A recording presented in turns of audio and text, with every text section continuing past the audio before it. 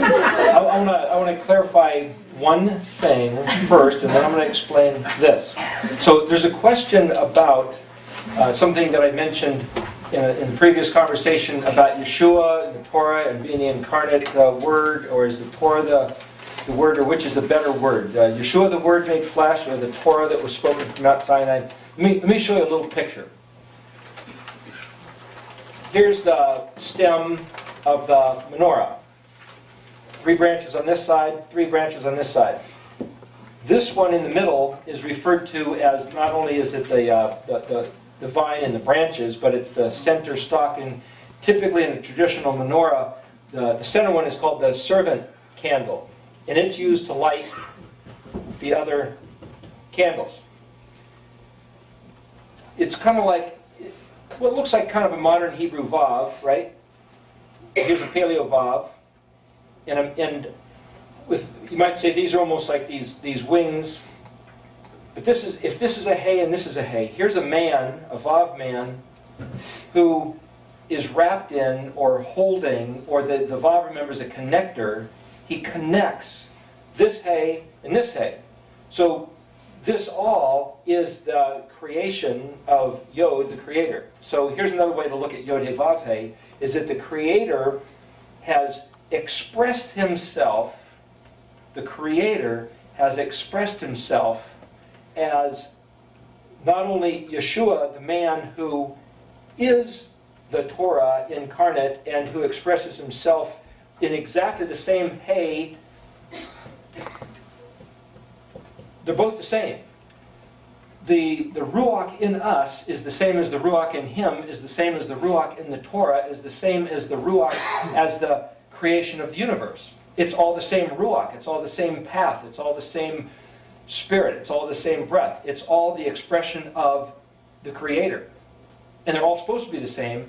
And where anything went wrong is man chose to eat of the fruit that he was told not to. Then everything spun out. But to say, well, which is better? The hay of the Torah, or the Vav Yeshua, or the hay of the Ruach in us, they all should be identical, so you couldn't tell one from the other. There is no preeminence. They're all the same.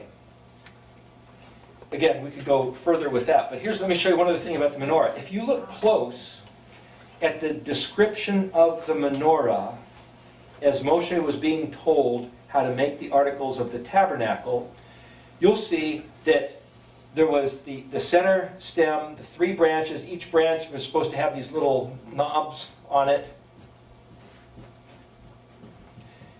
And that at the ends of the branches there was a cluster. This was supposed to have a cluster of 3 almond blossoms. And this one was supposed to have 3 almond blossoms and 3 almond blossoms. This one was to have 4 almond blossoms. And this one was to have 3, 3, and 3. Well, the interesting thing is, this fits the alphabet pattern.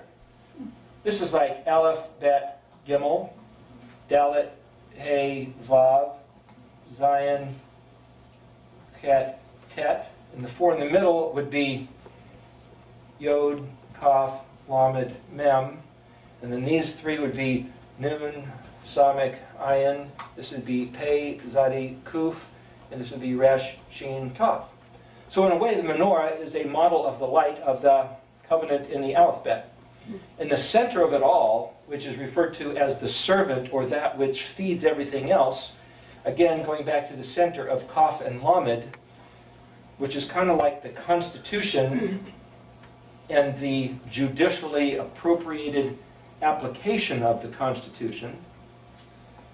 And the Yod is, this is what He made, and this is what we do, and this is what it brings forth. So this is what you do, this is what happens according to the lines of instruction and the appropriate application of the instruction. So like in a court of law, you have the law, the Constitution, but then the court decides the appropriate application of the law per situation. That's Kaf and Lamed, which is the center of everything. Kaf and Lamed is the center of everything. And if you remember that as we go to apply it to Daniel, it's pertinent. Okay, so if we Go back to Daniel. He says, okay, Daniel, hide the words and seal the book until the time of the end. Okay, now, if we keep saying until the time of the end, we're never going to get it. He didn't say until the time of the end. He said, go your way, Daniel, hide the word, seal the book, ed, at, cuts. This is similar to cuts.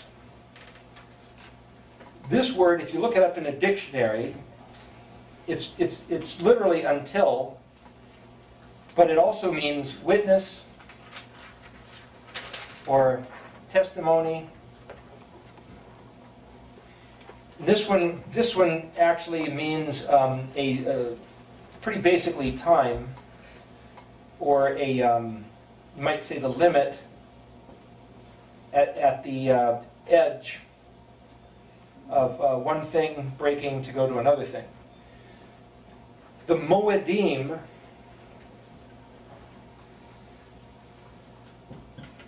a Moed is one of the festivals. Plural is Yod Mem. This is the promise is connected to the witness of the testimony. Now wait a minute. That's a festival. But this also means understand the door or comprehend that Yeshua, which is Yod, He, Vav, Shin, Ayin, Yeshua is the door. The door means you go through that in order to enter into the stuff on the other side, which is where you want to go.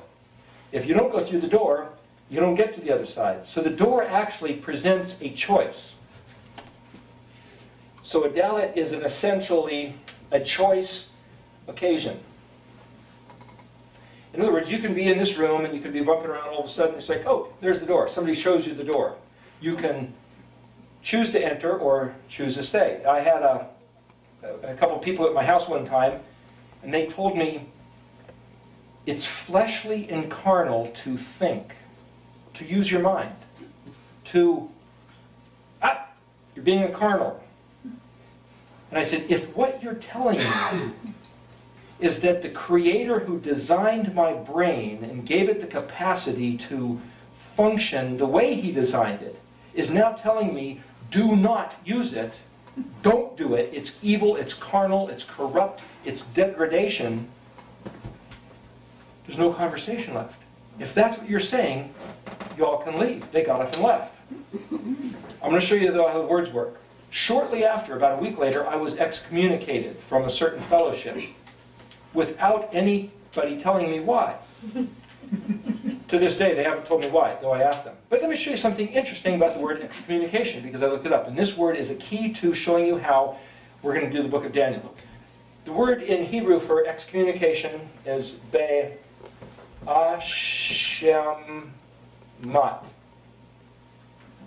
Bet Aleph Shin Mem Tav. Ba'ashemat. Now, I happen to be reading through the dictionary and found that, but let me show you the way it works. The letter bet means in. In? In.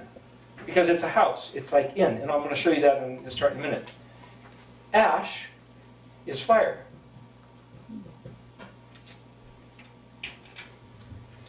Shem is name. And Mat means dead. In fire named dead is the structure of the word ba'ashemat, which means to be excommunicated. As far as they're concerned, you're dead, man. Won't look at you, won't talk to you, you're dead. It's like, isn't that interesting? I still don't know the provocation, really, of the event, because I was never told. But when somebody said it's carnal to think, I happen to find in Strong's, number 995, the word spelled bet, yod, nun, bean. And it's 996. But bet, yod, nun, number 995, means think, contemplate, consider, look well to, understand, deliberate, skillfully work and come to, you might say, cognitive conclusions about something. Really, really work at it. In hand working is life, is one way to read that. Well, it's not hand working. We're talking about head working. Well, what's the difference? One's a hand and one's a head. This yod does not necessarily just mean hand. It's what the hand does. It's the functioning process. So in the functioning processes that the yod, the Creator himself, made, using as a functioning process the stuff that the Creator made, in that appropriate way, there's life to be had. And it happens to be the word that says, think, consider, skillfully, look well to, knowledge, understanding. And it's like, gosh, and then these people said, don't think, it's carnal? I have a choice. These people were led under the unction of the Spirit to say that. They were speaking prophetically. What Spirit? Is it the Ruach? Kadosh? Is it the Kuf Dalet Shin prescribed path of the wind that they were telling me? I don't think so, because I'm now suspect, because it doesn't fit the pattern. It just doesn't fit the pattern. Now, I'm not saying that they're evil. I'm not saying that they're anything else. I just don't see it fit the pattern. The objective here is not to say who's right and who's wrong. It's what fits the pattern. He gave us Moses a pattern. He gave us a pattern. Okay, let me show you something else about Bereshit. Show you how that word might work. Just to give you another example.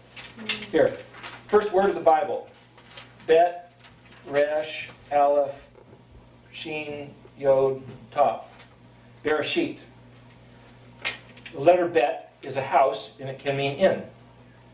The Resh is the exalted man, or like Messiah when he comes back. Whether or not you happen to be of the belief that he ever came here the first time, which I happen to believe he did, but he's certainly all expecting to come back as the conquering king. In Messiah, and that is the not the incognito Messiah, that's the revealed Messiah, right? In Messiah's, you might say, true, full face revelation. In that Messiah, first, as the initiator or the initiation of the plan, right? That's what Aleph means. Shin, that's the monogram of El Shaddai. Yod, established.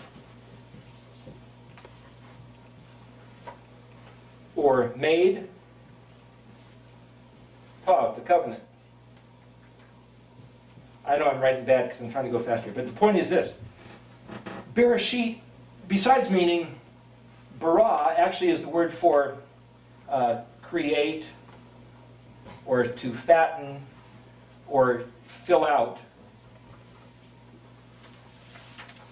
Shin Yod is actually a gift, or a thing desired.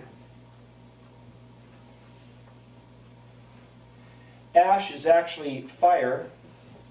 See, that's why we use different colors to confuse me.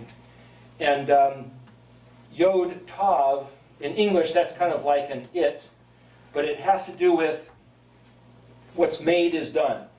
It's like it is. Actually, in Hebrew, Yod Shin is the word for is, or reality, or in existence, or possession, or property, like is. Clinton's famous for, depends what the meaning of the word is. But is simply means it's mine, I take possession of it, it's reality, it's in existence, it is. But that's Yod Shin. And it's pronounced as a Y and an S, is. But it is a little different. But my point is, there's these different ways to read the word Bereshit, but they all fit the bill.